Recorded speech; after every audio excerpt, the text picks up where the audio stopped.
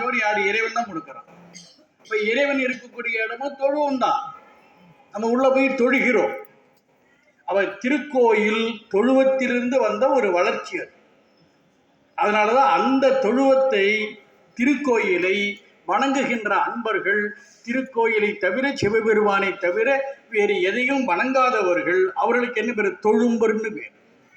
அந்த தொழும்பர் யாருன்னா கழியா தொழும்பர். அப்படின்னா இறைவனை விட்டு ஒரு பொழுதும் நீங்காதவர்கள்.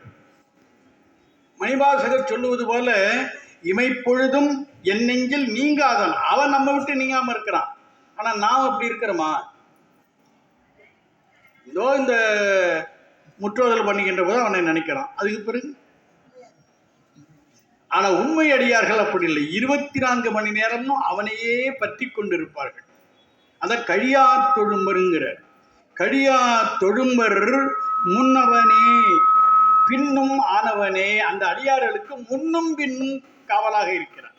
அது மட்டுமல்ல, அவர்கள் எங்கே சென்றாலும், என்ன செயல்களை செய்தாலும், எல்லாவற்றிலையும் அவன் உடனாக இருந்து பாதுகாப்பாக இருப்பான். அதைத்தான் இம்முழுதையுமேங்கிற.